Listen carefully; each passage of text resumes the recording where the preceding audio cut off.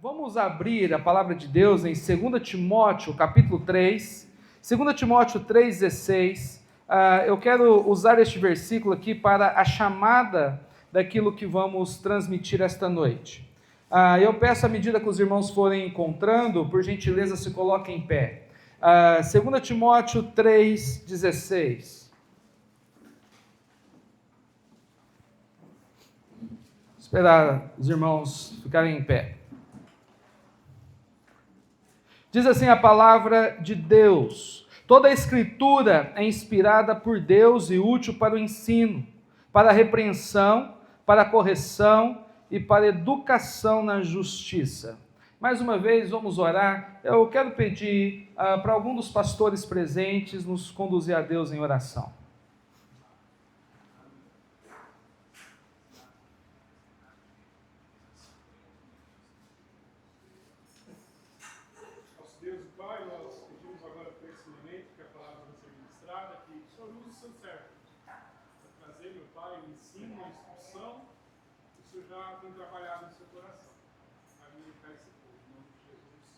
Amém. Podeis assentar, irmãos, já tivemos duas orações. A oração, dizia antigamente aqui em Minas, que é igual canja de galinha, né? Nunca é demais. Então, nós estamos falando sobre maturidade e foi me dado para falar sobre falsas doutrinas, né? Então, fazer essa ligação aí de maturidade com falsa doutrina. A palavra maturidade ali no grego, ela traz a ideia de uma fruta, porque maturidade vem de uma fruta madura, que é da onde vem a palavra perfeição. Então a palavra perfeição no grego é uma fruta pronta para comer. É daí que vem essa ideia de maturidade e perfeição. Porque como o pastor Diego começou a falar, o pastor Douglas começou a falar hoje de manhã, nós podemos ser perfeitos, porque perfeito não é ser sem pecado, perfeito é ser maduro. Né? É você estar pronto para realizar algo para Deus. E uma pessoa madura, comparada ao linguajar da natureza, é alguém que está pronto, animado para servir a Deus. Então é alguém que está preparado para servir a Deus. Não é alguém perfeito, não é alguém que leu todos os livros, não é alguém que domina tudo, mas é alguém que está preparado, é alguém que está pronto. E pensando naquele linguajar de fruta, uma fruta madura é uma fruta que está pronta para alimentar outra pessoa, e é uma fruta também que está pronta para lançar uma semente na terra e virar uma árvore. Então, alguém espiritualmente maduro é alguém que vai alimentar outras pessoas, é alguém que vai dar muitos frutos, 30, 60, 100 por um, para a glória de Deus. Né? Então, esse pensamento. Mas olhando aqui, irmãos, para o tema, e eu falo para vocês que eu tive muita dificuldade nesse tema. Porque Deus, não tem como eu falar de falsa doutrina, porque quando você começa a estudar sobre falsa doutrina, vai cair aonde? Em falso líder. E eu sou líder. E aí eu tenho que pegar o espelho aqui, que o pastor Raimundo falou ontem à noite, e eu tenho que olhar para mim. Será que eu sou um verdadeiro líder? Será que eu não sou um falso líder? Sabe, será que eu não sou um pastor que eu estou sinceramente errado? Será que eu realmente tenho as qualificações espirituais de um líder? Então, irmãos, não é tarefa fácil. Né? Não é simplesmente eu trazer uma mensagem para vocês. Antes do pastor pregar para o auditório, primeiro o Espírito Santo prega para ele na sala de estudo.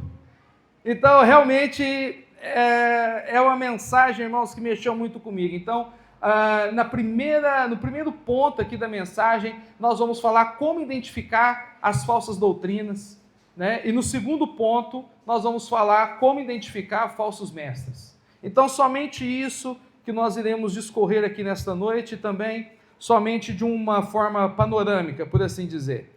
Mas, vamos então, como identificar a falsa doutrina? Irmãos, nos Estados Unidos, o dólar americano é a moeda mais falsificada no mundo. A moeda mais falsificada no mundo é o dólar americano, o dólar dos Estados Unidos. E sabe qual que é o segredo antigamente, que não tinha tanta tecnologia, caneta e luzes roxas para submeter as notas? Antigamente alguém conhecia algo falso, gastando dias e meses estudando a nota verdadeira. Sabe, para nós identificarmos o falso, não é conhecer o falso. Né? No seminário a gente estuda seitas e heresias, mas eu estudei no seminário há 20 anos atrás. Aquelas seitas e heresias que eu aprendi já surgiu muito mais do que aquelas. Seita e heresia nunca para de inventar. Algum pastor aqui que já estudou já tem muitas outras. Não tem como você ficar cercando tudo aquilo de errado, tudo aquilo de heresia, tudo aquilo de falsa doutrina, o falso pastor, falso mestre, porque todo dia aparece um falso na internet. Todo dia aparece. Então não tem como você andar atrás dessas coisas. Então, para identificar aquilo que é falso, não é você estar sempre se mantendo atualizado no Instagram ou no YouTube para falar, não, esse aqui é um falso pastor, esse aqui é uma falsa igreja, essa aqui, não, irmãos, é você se dedicar ao estudo do que é certo, daquilo que é correto, daquilo que é puro, daquilo que é verdadeiro. Se nós queremos identificar uma falsa doutrina, não é você conhecer as falsas doutrinas, mas você conhecer a doutrina verdadeira, que é a palavra de Deus.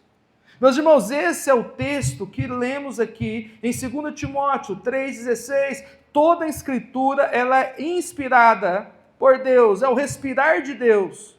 E esse respirar de Deus, que é a palavra de Deus, que são as escrituras, ela tem a finalidade de ser útil para a nossa vida, diz o texto, para nos ensinar, para nos chamar à repreensão, para nos corrigir dos erros e para nos educar na justiça de Deus.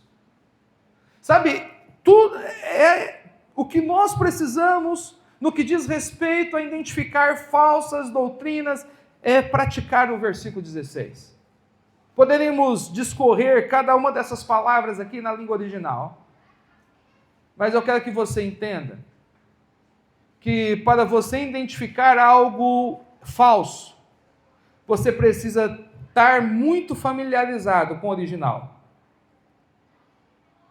Quem tem um iPhone original sabe quando encontra um iPhone falso.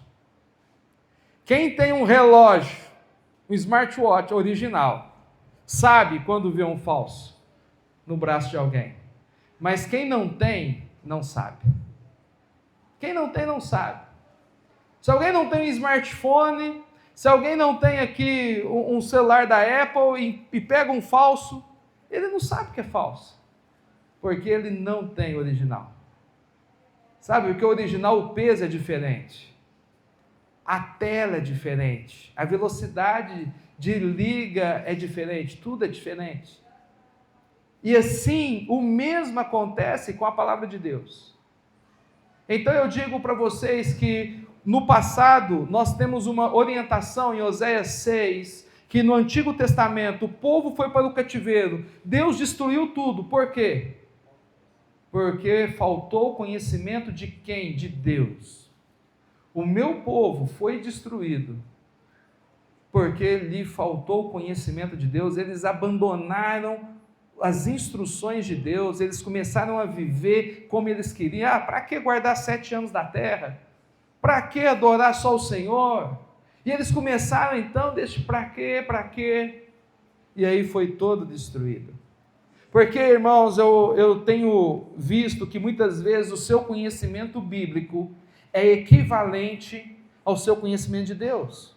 Conhecer a Bíblia, nós estamos na leitura anual lá, e uma pessoa falou assim para mim, falou, pastor, nós estamos lendo, agora na leitura anual, nós estamos fazendo em ordem cronológica, estamos ali em Deuteronômio, mas estava lendo Números e Levítico, e a pessoa falou assim, mas o que tem a ver o livro de Números e Levíticos com a nossa época? Porque mostra como Deus é. Deus é detalhista.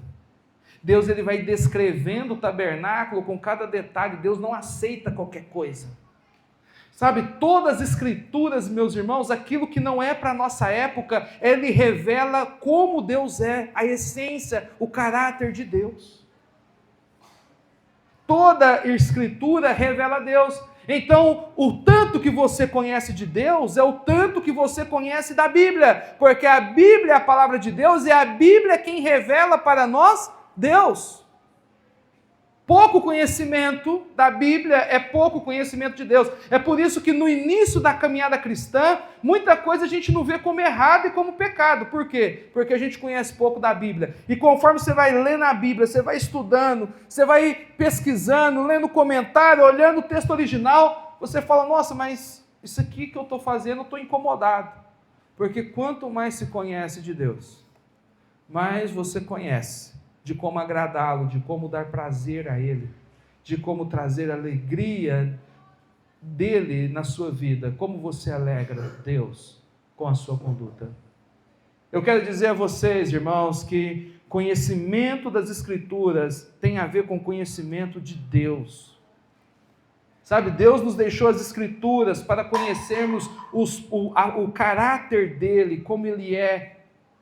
Então eu quero dizer a vocês que para nós identificarmos a falsa doutrina, é crescer no conhecimento da palavra, é crescer na dedicação da palavra, porque a palavra em si nos traz conhecimento de Deus, a palavra aumenta a nossa fé. Como vem a fé? A fé vem pelo ouvir da palavra de Deus, por ler a palavra de Deus. E talvez o assunto que cada um aqui deveria dedicar muito no que diz respeito à falsa doutrina, é estudar a respeito de cristologia, da obra de Cristo, estudar sobre salvação. Porque quando nós vamos para Efésios, capítulo 6, versículo 17, a salvação é comparada a qual parte da armadura de Deus? Capacete da salvação. Sabe, as pessoas, de vez em quando a gente encontra uma pessoa aí, que com o braço amputado, e pessoas andam na rua sem braço. Também vejo pessoas andando na rua sem pernas. Andando não, né? Na cadeira sem pernas. O braço, irmãos, um braço segura o escudo, o outro segura a espada. Tem como a gente viver sem um braço ou sem o outro? Tem como a gente viver sem a sandália do Evangelho, porque alguém pode ter as pernas amputadas. Mas eu nunca vi ninguém andando pela rua sem cabeça. Porque o capacete protege a cabeça. E a cabeça traz ali a convicção da salvação. E eu quero dizer a vocês, irmãos, que toda a armadura de Deus, ela é importante. Mas a cabeça é a convicção da forma que Cristo entrou na sua vida. E é exatamente nesse ponto que é o centro da falsa doutrina. A falsa doutrina, irmãos, não são coisas que creem diferente de forma periférica. A falsa doutrina, ela vai atacar principalmente a cristologia e a soteriologia. Ela vai atacar o que nós chamamos de salvação. Eu quero dizer a você que se você quer ser um crente maduro, um crente maduro é um crente que está preparado para proteger a si mesmo. É um crente que está preparado para proteger outros crentes. De quê? De falsa doutrina. Se você quer saber sobre falsa doutrina, cria uma estratégia para você estudar a Bíblia. Sabe qual que é o grande problema do devocional? Seja ele na leitura bíblica anual, seja no pão diário, em qualquer lugar. É que muitas vezes a gente só quer fazer um momento no dia. Eu, como pastor, tenho visto muitos membros, ou que eles fazem só de manhã ou só antes de dormir. Ou seja, se a gente fizer só de manhã ou só na hora de dormir, nenhuma das duas formas a gente consegue ficar o dia inteiro pensando em coisas espirituais. Daniel foi um exemplo de oração, não só porque ele orava de uma forma espetacular, mas porque ele tinha 3 vezes ao dia um momento de oração. O horário dele buscar a Deus não era um só, era 3 vezes, porque ele queria ficar pensando nas coisas de Deus. Então, se você quer amadurecer, a questão não é o que você faz ou deixa de fazer, mas é se você tem criado uma estratégia para aprender de Deus várias vezes no dia. E se você tem o hábito de ler a Bíblia talvez à noite, não é um bom sinal ler a Bíblia só à noite. Só à noite. Por quê? Porque será que você consegue ficar o dia inteiro pensando em Deus? Se você ler a Bíblia só à noite? Se você consegue, amém. Eu não consigo. Eu não consigo. Então, muitas vezes, irmãos, é nós criarmos uma estratégia de entrar na presença de Deus. Se você vai ler 3 capítulos, talvez é melhor você ler um de manhã, na hora do almoço, e um à noite, do que você ler 3 de manhã. Pastor, mas eu estou lendo 3 de todo jeito. Mas você está lendo para ficar pensando nas coisas do céu, aonde Cristo mora, é onde Ele vive. Porque Deus não mandou a gente ler a Bíblia inteira no ano, mandou? Não, não mandou. Então, ler a Bíblia é só uma forma do céu ficar fresco na sua cabeça, de Deus ficar fresco na sua cabeça, para você não se distrair com as coisas desse mundo. Porque o seu compromisso com a Bíblia, ele é praticado dentro de casa. Sabe, você precisa criar métodos para você. Eu lembro de uma época da minha vida, os horários lá em casa era tudo difícil. Eu lia a Bíblia de manhã com as minhas filhas, à tarde eu lia sozinho, à noite eu lia com a minha esposa.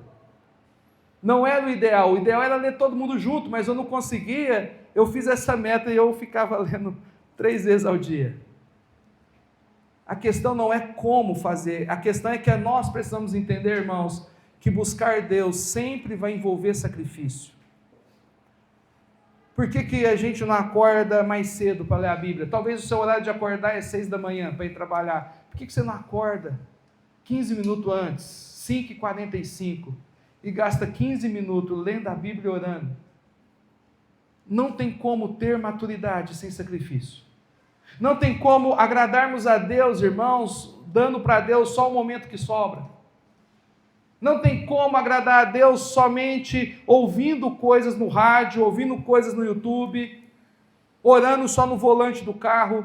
Isso é bom, continue fazendo isso, mas é preciso mais. É preciso ter progresso na vida espiritual. Então, como identificamos falsa doutrina? Crescendo no conhecer da palavra de Deus. Eu quero falar que também nós identificamos falsa doutrina quando entendemos o centro das falsas doutrinas, pelo menos o centro das falsas doutrinas que aparecem nas Escrituras. Eu quero dizer, irmãos, que existe muitas falsas doutrinas, mas na Bíblia, no Novo Testamento, existe o cerne, o centro principal da falsa doutrina, que é exatamente o ataque de Cristo, o ataque em Cristo, na obra de Cristo. Abra sua Bíblia para 1 João, capítulo 4. 1 João, capítulo 4.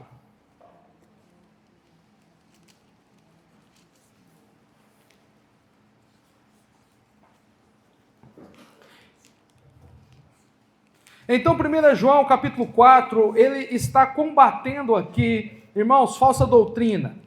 Versículo de 1 a 3 diz assim a palavra de Deus: Amados, não deis crédito a qualquer espírito, antes provai os espíritos se procedem de Deus, porque muitos falsos profetas têm saído pelo mundo afora. Só fazer um entendimento aqui, irmão. Falso espírito aqui não é um espírito invisível, um fantasma que vinha pregar. Falso espírito é a conduta de um líder aqui, é o interior de um líder. Então ele fala: não dê crédito a falsos espíritos. Pessoas que estão fazendo o quê? Que têm saído pelo mundo afora para pregar. Pregar o quê? Ele vai falar aqui, verso 2. Nisto conhecereis o Espírito de Deus. Todo espírito que confessa que Cristo veio em carne é de Deus. Então o que é um espírito de Deus aqui? O que é um líder de Deus?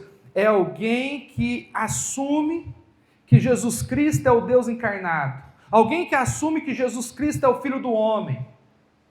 Sabe, o que é o Espírito de Deus? É aquele que crê na divindade de Cristo, na obra de Cristo. Olha o que ele diz, versículo 3. E todo espírito que não confessa Jesus não procede de Deus, pelo contrário, este é o espírito do anticristo, a respeito do qual tendes ouvido que vem e presentemente já está no mundo. O que é uma falsa doutrina? Uma falsa doutrina é qualquer pastor, é qualquer denominação que nega que Jesus é Deus. Negou que Jesus é Deus, não importa se o nome é A ou B ou C, Jesus é Deus? Não, então é falsa doutrina. Ele está aqui escrevendo a primeira carta dele. Agora, olha a segunda carta dele. 2 João, capítulo 1, né? Não tem como ir para outro capítulo, então nós vamos ficar aqui do 7 ao 11. Olha o que diz aqui. 2 João, versículos 7 ao 11. Então, essa era a preocupação de João na primeira carta, mas parece que não ficou claro. E ele vai escrever na segunda carta.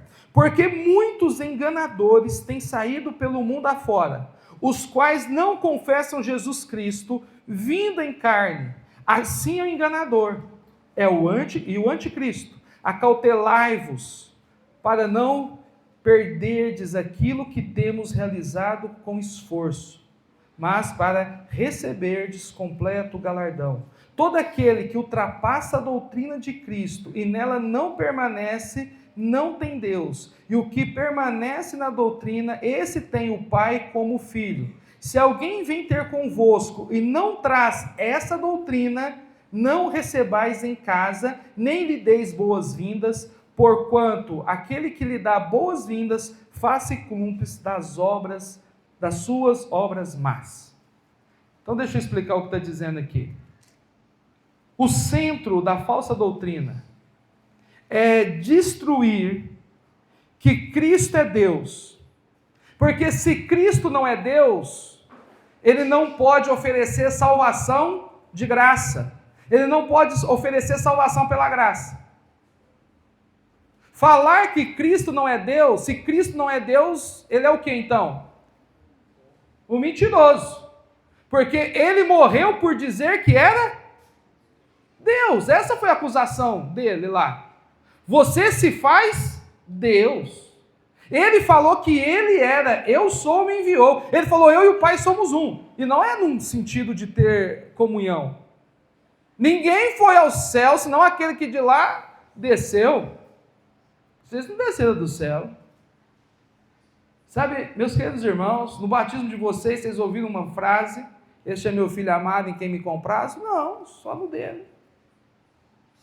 Então, se Cristo não é Deus, ele é um mentiroso.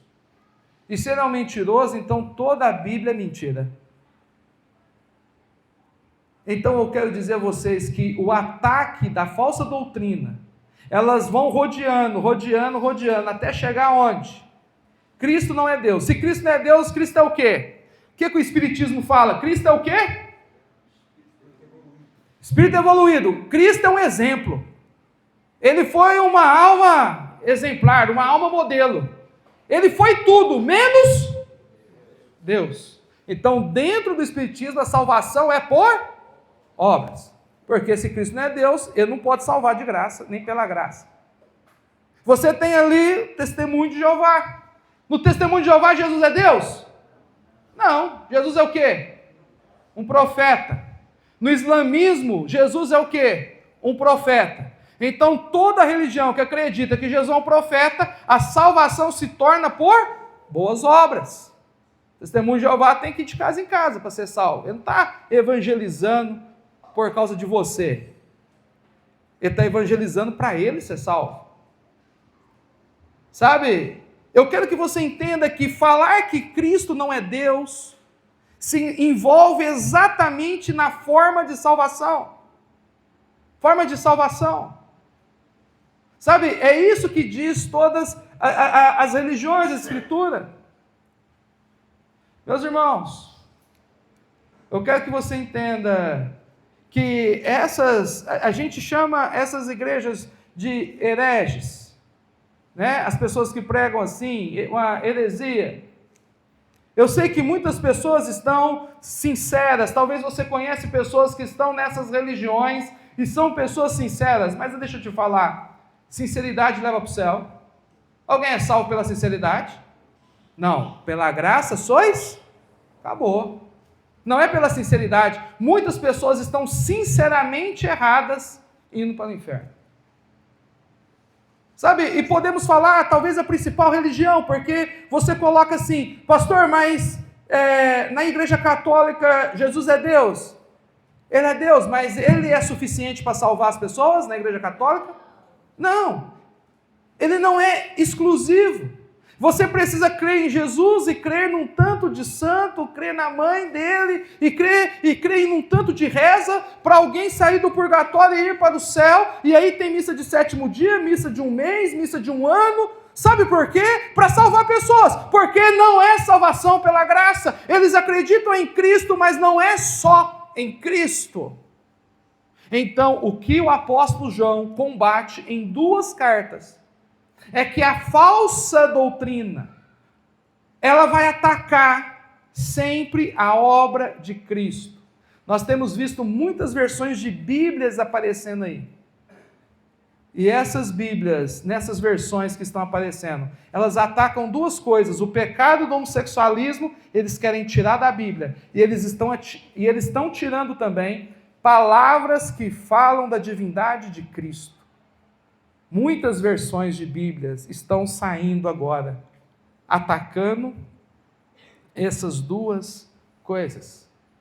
Eu quero dizer a você, irmão, que um cristão maduro é alguém que vai estudar as Escrituras, alguém que vai estar preparado para defender essas 2 coisas, que é o capacete da salvação. Ele vai conseguir defender que Jesus é Deus, e ele vai conseguir defender que a salvação é somente pela fé em Cristo Jesus.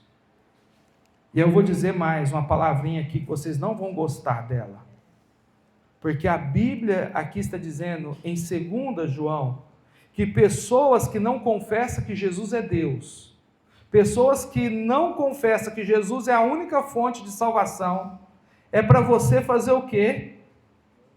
Verso 10, não recebais em casa e nem deseje boas-vindas.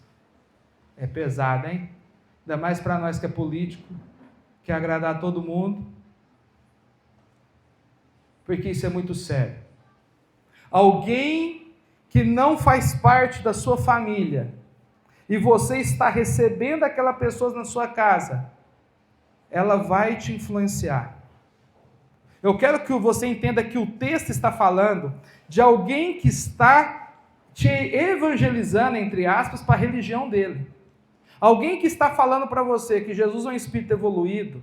Alguém que está falando para você que não tem como você gostar do filho se você não gosta da mãe.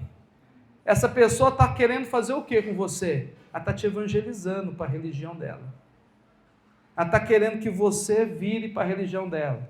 Ela está querendo que você deixe de crer que a salvação é só por Cristo. Ela está querendo falar que Jesus não é o único Deus que tem. Que Jesus é Deus, mas Baal também é Deus. Tem uma palavra atual para isso. Chama ecumenismo. Parece tão boa. Nossa, Bíblia ecumênica. Nossa, parece tão bom, né? Todo mundo todo mundo é Deus, né? Eu quero que vocês entendam, irmãos.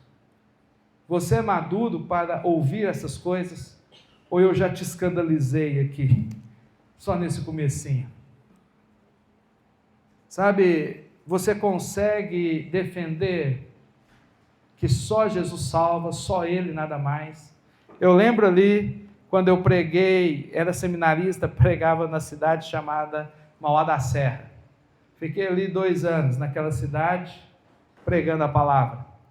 E quando alguém se convertia, e a parede era cheia de foto de calendário, de imagem, e ela falava, eu quero aceitar Jesus.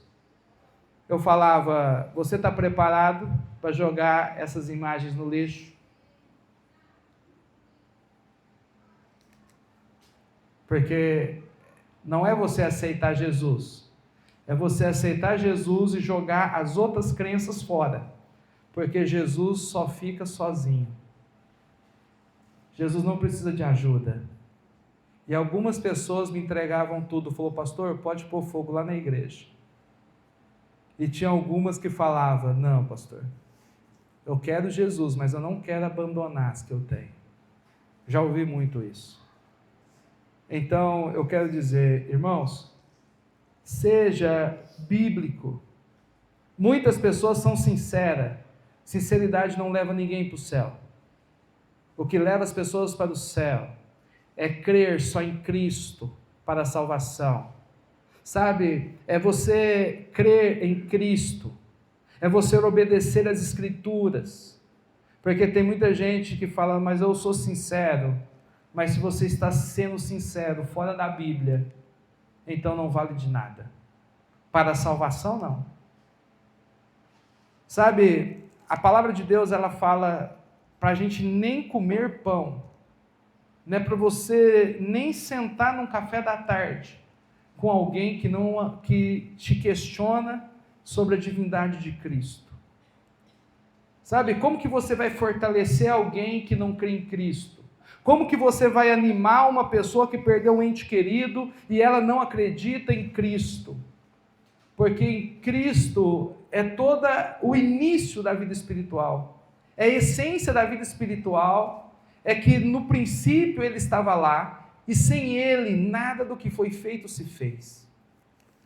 Então, o tempo aqui não permite dar muitos detalhes, mas toda falsa doutrina aqui na Bíblia, ela vai atacar a fé na divindade de Cristo, é a fé na salvação somente pela graça de Cristo. Eu sei que hoje existem muitas falsas doutrinas, mas eu escolhi ficar com essa aqui hoje, por entender que é a principal. Agora, eu quero que você entenda, e falei aqui sobre nós dedicarmos a palavra, o cerne da falsa doutrina, mas eu quero dizer aqui o que não é falsa doutrina. Sabe, eu quero dizer para vocês que estão aqui, membros e pastores, que alguém que interpreta a Bíblia diferente de nós, em assuntos periféricos, em assuntos que não têm a ver com salvação, em assunto que não tem a ver com divindade, não é falsa doutrina. Porque muitos de nós estamos entendendo igrejas, denominações e pastores que interpretam a Bíblia diferente de nós como falsos líderes, ou como denominações hereges. E nós precisamos entender uma coisa, quando duas pessoas creem diferente em um determinado assunto, nós precisamos entender, ou os dois estão errados, ou um está certo e o outro está errado. Se eu e o irmão aqui, Marco, pensar diferente em qualquer assunto, ou nós dois estamos errados, ou eu estou certo e ele está errado, ou ele está certo e o errado sou eu. Só que muitas vezes nós achamos que pessoas que interpretam a Bíblia diferente de nós tratamos como herege, nós não queremos nem comer pão com elas. E a Bíblia não está falando disso. Porque você já parou para pensar que se um é calvinista, o outro é arminiano, e aí, quem está certo e quem está errado? Jó estava passando por um problema, ele recebeu 3 amigos lá para aconselhar ele. Quantos amigos estavam errados? Os 3 estavam errados, e Jó também estava errado. Mas tinha 4 pensamentos diferentes, Jó e os 3 amigos, e não tinha nenhum dos 4 certo. Chegar lá no céu, são tantos assuntos que a gente pensa diferente, posição escatológica. Mas Cristo vai vir aí, antes, no meio ou depois? Já imaginou? Os 3 estão errados? Como? Mas um está certo, Ou vem antes, ou vem no meio, depois. Um está certo e 2 está errado. Mas por que você acha que o certo é você e o errado é o outro? Isso é assunto periférico. Você vê alguém na Bíblia defendendo isso? Não, na época bíblica ninguém brigava por isso. Hoje talvez a gente cria animosidade entre igreja, entre pastor, entre irmão, porque a gente está querendo, para ter comunhão, a gente quer que as pessoas interpretam a Bíblia igual a gente em todos os assuntos. E o que nos faz, irmão, é a fé no Senhor? Nós não somos irmãos porque cremos escatologia igual.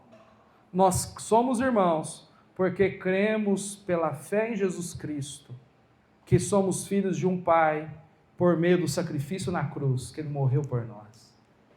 Meus queridos irmãos, cultos diferentes por causa do louvor. De repente uma igreja adota um louvor, sabe, talvez nem um instrumento, talvez alguém está tocando ali uma guitarra dedilhada. Talvez a igreja coloque ali um carrom, e eu discordo daquilo. Irmão, qual que é o problema de você pensar diferente do outro? Mas a gente coloca aquilo ali como essência da irmandade em Cristo. Eu quero dizer que falsa doutrina e falso mestre não tem a ver com estilo musical. Não tem a ver. Simplesmente somos diferentes. E aí nós estamos fazendo as diferenças ser maior do que o sangue de Cristo na cruz. Eu sei que cada pastor tem a sua particularidade e você usa a escola dominical de domingo que vem para poder explicar isso melhor lá para a sua igreja. Mas muitas vezes nós, servos de Deus, estamos interpretando pessoas que pensam diferente de nós como pessoas que pregam falsas doutrinas. Muitas igrejas estão distanciadas, muitos pastores fogem de comunhão, não é porque o outro é ruim, é porque pensa diferente. Meu irmão, eu não sei se tem algum casamento aqui que a esposa pensa igual em tudo com o marido.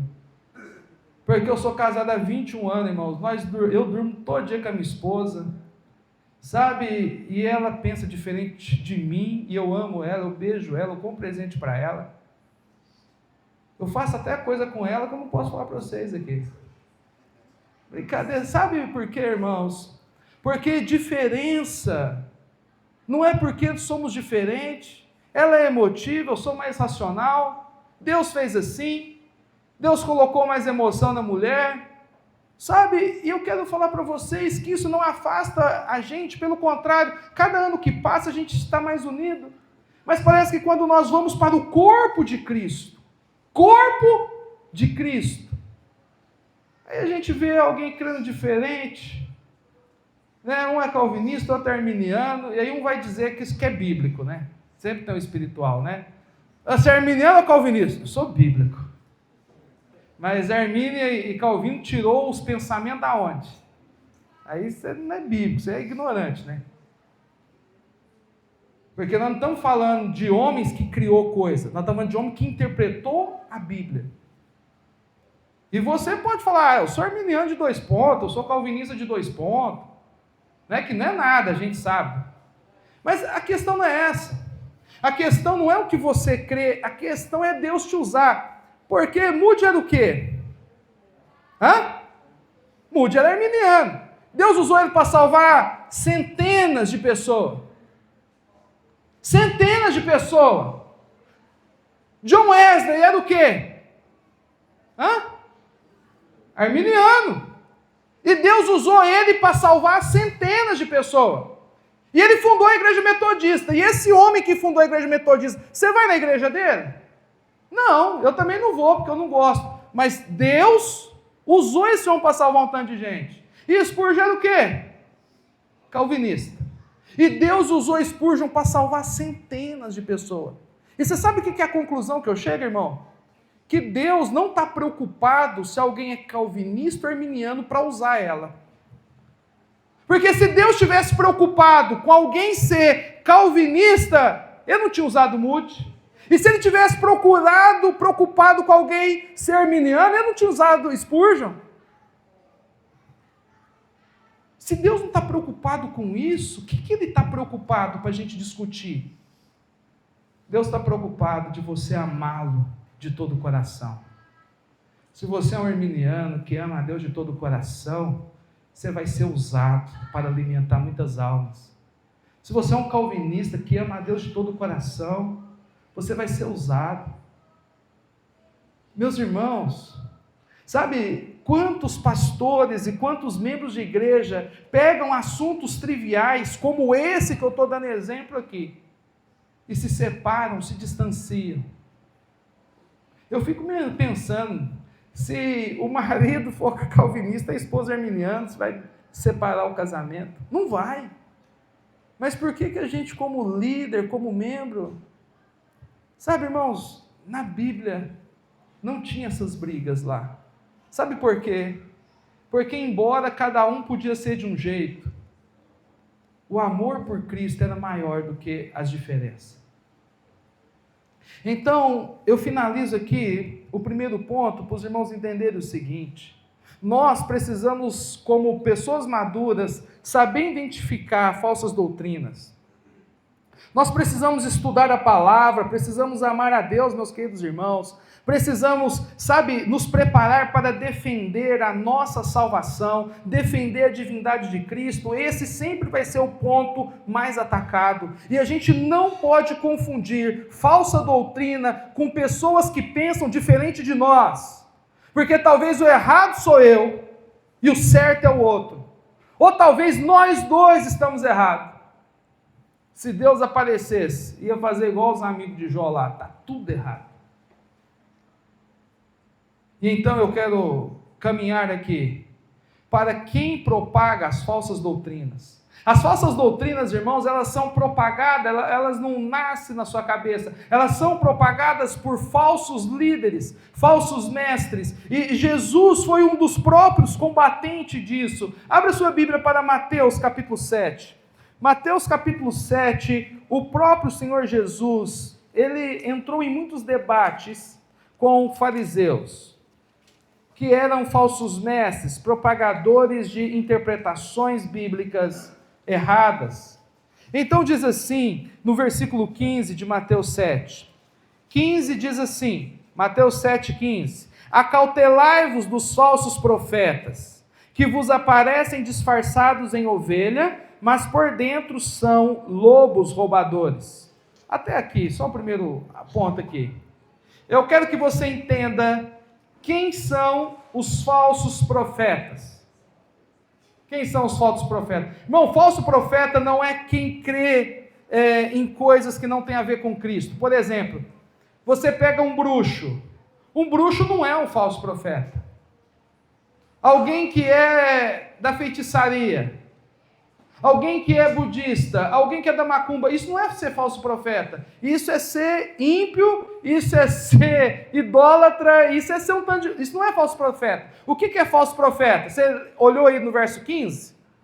É alguém que é lobo e usa fantasia de quê? De ovelha. Ovelha é o povo de Deus. Ovelha é o povo de Deus. Então, falso profeta é alguém que está usando fantasia de filho de Deus. Falso profeta é alguém que está se fazendo passar por servo de Deus. O cara do Buda lá não está fingindo que é crente. O cara da macumba lá, do candomblé, eles não estão falando que é crente, estão? Eles não são falso profeta. Falso profeta são pessoas que estão se identificando como cristãos.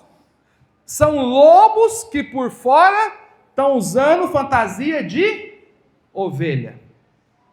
Estão falando, eu sirvo a Deus, sem servir de verdade. É isso que o texto está falando. Ou não é? Leia aqui, vamos ler a continuação aqui, ó. Versículo 16 e 17. Ele vai dar aqui algumas coisas para nós observarmos. Então diz assim o verso 16: pelos seus frutos o conhecereis. Colhe porventura uva de espinheiros ou figos de abrolho? Assim toda árvore boa produz bons frutos, porém a árvore má, frutos maus. Então vamos olhar aqui o texto. Então o versículo 15 fala que o falso líder, ele é lobo e usa pele de ovelha. A pergunta é, por que um lobo vai se disfarçar de ovelha? Alguém aí pode responder? Para acabar com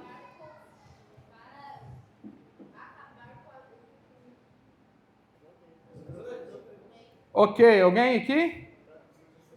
Para ter acesso, conseguir se introduzir no meio das ovelhas. Tá, o lobo, ele vai se camuflar exatamente para ele tirar proveito da ovelha com menos esforço. Porque se ele chega como lobo, o que as ovelhas fazem? Corre. Eu cheguei aqui e falei, irmãos, eu sou budista e quero ensinar vocês a ser budista. O que vocês vão fazer?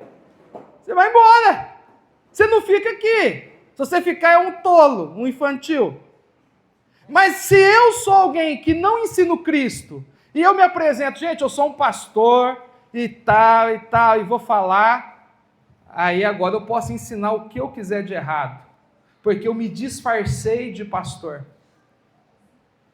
Então o objetivo de um lobo disfarçado de ovelha é para ele ter ovelha com menos esforço. O lobo come a ovelha, ele fica com a barriga vazia, sem fazer esforço. Se ele não está disfarçado, ele tem que correr muito para ganhar o pão dele de cada dia.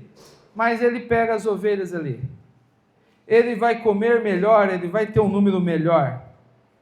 Eu quero dizer a você que toda vez que você se perguntar por que um lobo, Jesus disse, por que um lobo está usando pele de ovelha?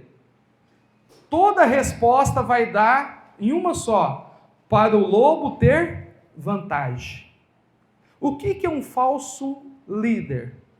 É alguém que está procurando, com o ministério, com a liderança, ter vantagem. E é isso que ele vai dizer no verso 16, 17, que nós acabamos de ler, porque não tem coerência. E ele vai dizer aqui no versículo 16, pelos frutos conhecereis. Colhe-se porventura uvas de espinheiros ou figos de abrolho? O que ele está dizendo? Ele está dizendo o seguinte, uma coisa incoerente. Ninguém colhe uva de espinheiro. De espinheiro se colhe o quê? Espinho. Então ele está falando o seguinte, olhe a incoerência dos falsos líderes. Olha a incoerência deles. Como? Observe os frutos. E esses frutos não são coerentes. Sabe, a fala deles não é coerente. Você não vai, pastor, eu perguntei para o líder se ele é um falso líder. Aconteceu isso, um dia meu sogro, ele é de outra religião, e ele estava falando comigo, e eu falei para ele, pergunta para o seu líder lá, isso, isso e isso. Ele foi e perguntou. E aí o líder negou tudo, né? Mas não deu nenhuma base bíblica para aquilo que ele respondeu. Se você perguntar para alguém culpado se ele é inocente, se ele não é convertido, ele vai falar o quê? Inocente. Ele vai mentir. Irmão, quem fala a verdade em coisas graves é quem é crente, porque o Espírito Santo pesa no coração. O Espírito Santo faz você confessar o seu pecado. Mas alguém que não tem Espírito Santo, ele morre negando aquilo ali. Nós estamos falando de falso, não estamos falando de um pastor que erra ou de um membro que erra. Nós estamos falando de alguém que não é convertido, é um lobo. É alguém que por dentro não tem transformação. A transformação está na aparência, na casca. Talvez na palavra, na roupa. São falsos convertidos. Pessoas que falam para os outros fazer sacrifício e eles não fazem. Pessoas que falam para corrigir os filhos deles, mas eles não corrigem o deles.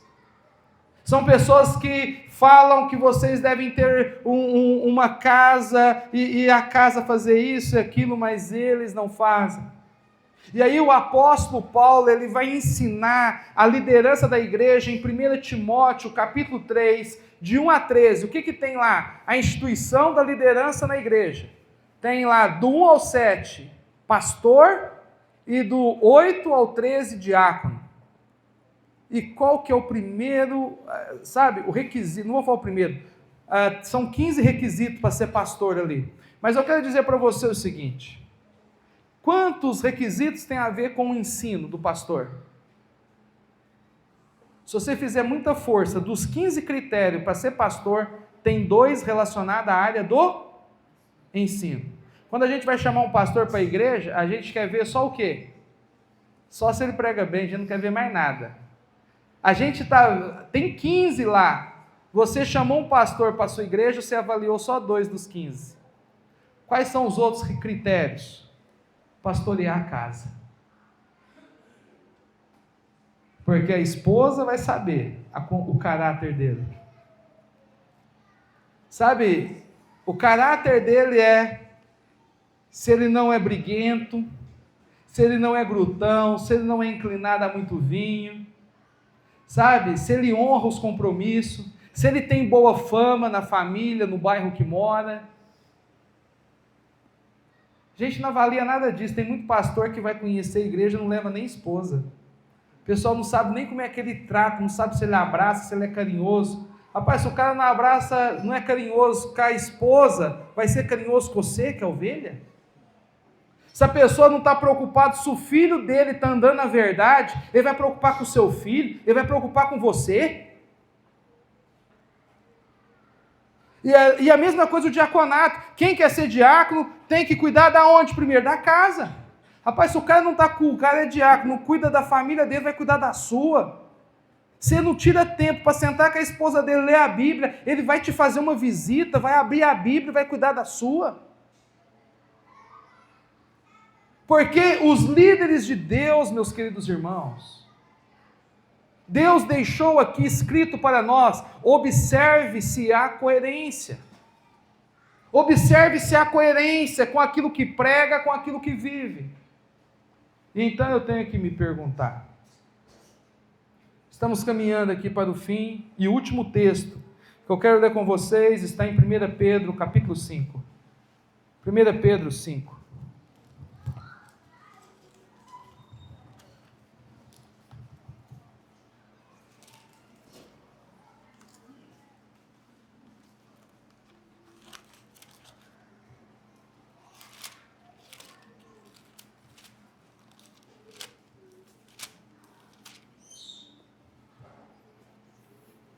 Será que existia falso mestre lá na época bíblica? Olha aqui, 1 Pedro 5, de 1 a 4. Rogo-vos, pois, os presbíteros, são líderes espirituais, que há entre vós, eu, presbítero com eles, e testemunha dos sofrimentos de Cristo, e ainda co-participante da glória que há de ser revelada. Pastoreai o rebanho de Deus que há entre vós, não por constrangimento, mas por espontaneidade, como Deus quer. Nem por sorte da ganância, mas de boa vontade. Ele está dizendo o seguinte, que na época dele, tinha pessoas que pastoreavam por ganância. Pessoas que estavam pastoreando porque via o ofício de pastor como um emprego, um salário, um benefício. Você é pastor porque, lá no meu caso, lá em Uberlândia, será que o pastor Olavo é pastor porque ganha a casa pastoral?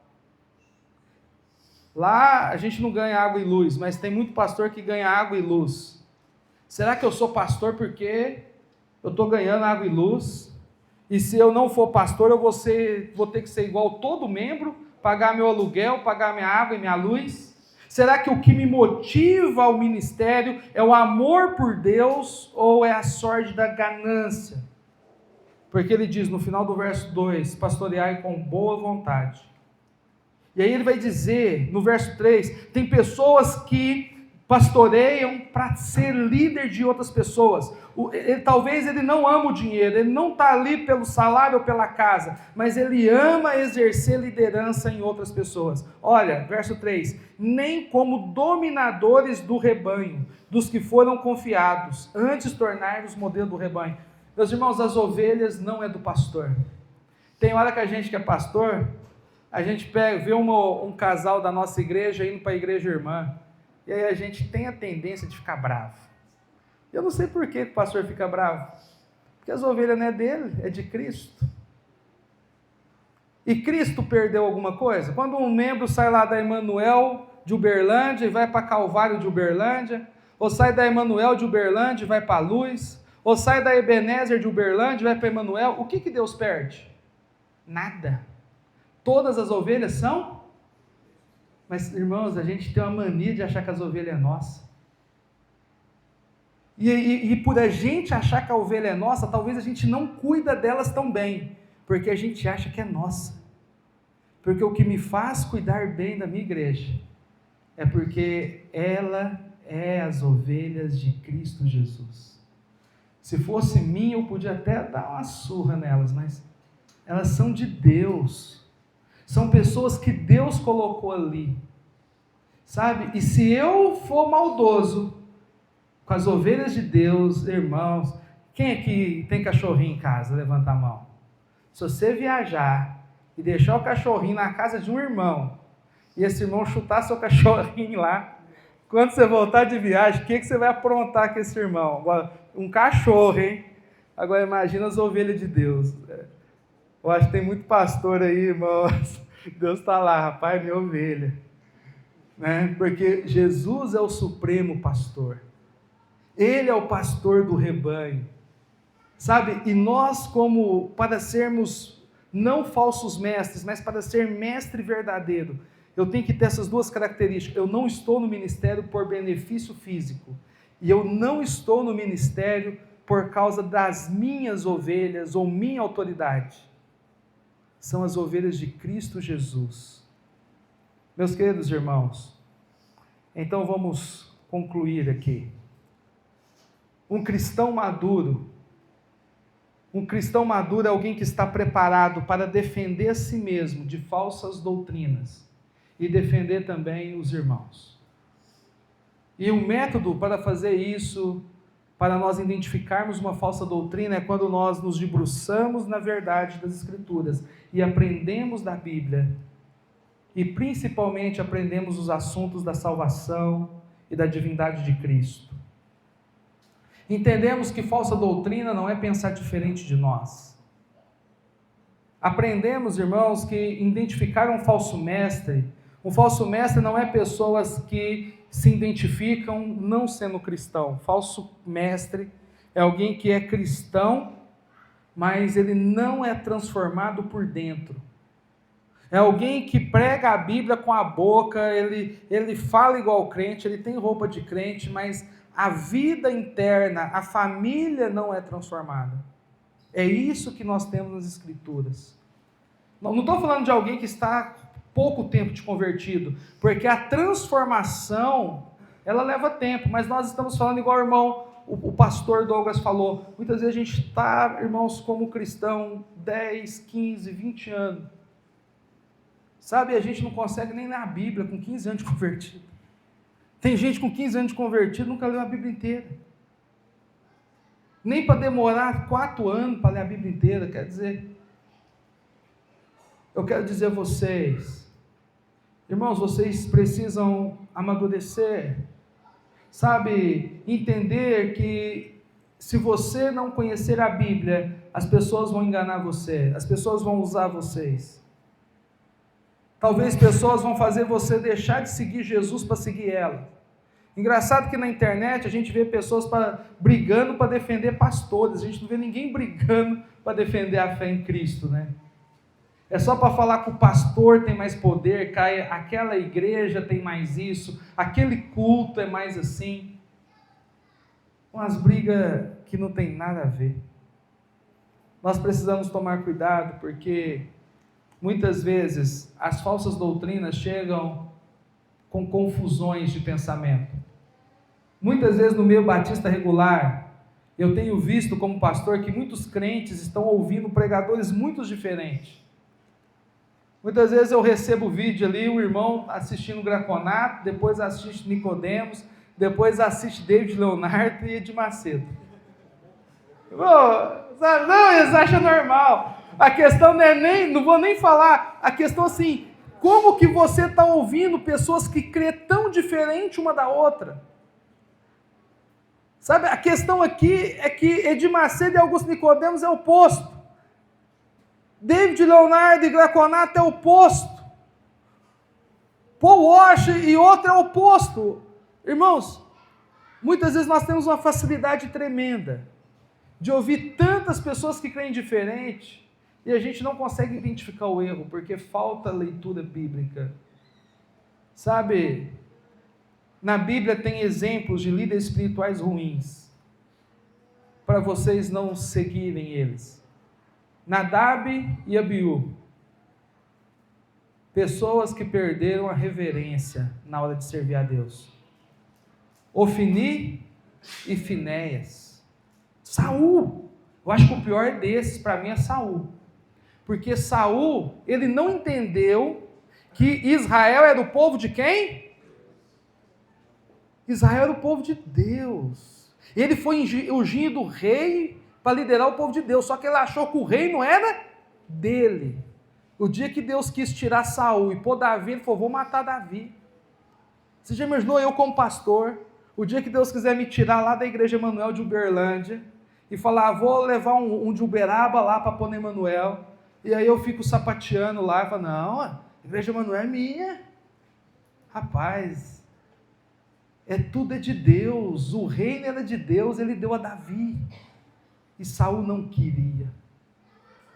Meus queridos irmãos, cuidemos, porque talvez, quando a gente pega um falso líder, o pastor Leandro usou aqui Ed René Kivitz. Irmãos, eu assistia ouvia áudio em MP3 do Ed René Kivitz em 2007. Rapaz, aquele homem era uma bênção. Em 2007, pastor Ed René Kivitz foi fonte de alimento espiritual, se tornou o maior dos hereges. O maior dos hereges. E aí eu fico preocupado. Irmãos, falo aqui para os pastores. Será que aqueles pastores que se tornaram hereges, o que fez eles desviarem? Sabe? Como era a vida deles no passado? Se você pegar a história do Ed René Kivitz, lá em 2006, pesquisa na internet, você vê o tanto de coisa boa que aquele homem fez. E aí você pega ele em 2020, só heresia, só coisa ruim. Que Deus nos abençoe. Sabe, que Deus nos dê uma fé fixa nele, uma fé que ama, uma fé que corrige o nosso coração. E que Deus nos livre de cair no pecado, de crer em falsa doutrina, mas também de ser falso líder. E eu falo de falso líder não só para pastores, mas talvez um falso líder de jovens, um falso líder de homens, um falso líder, alguém que está na liderança por razão pessoal e não para glorificar a Deus. Alguém que tem um cargo para cuidar das crianças, para aparecer, e não porque ama o Senhor. Cuidemos, meus irmãos. Vamos colocar em pé, vamos orar.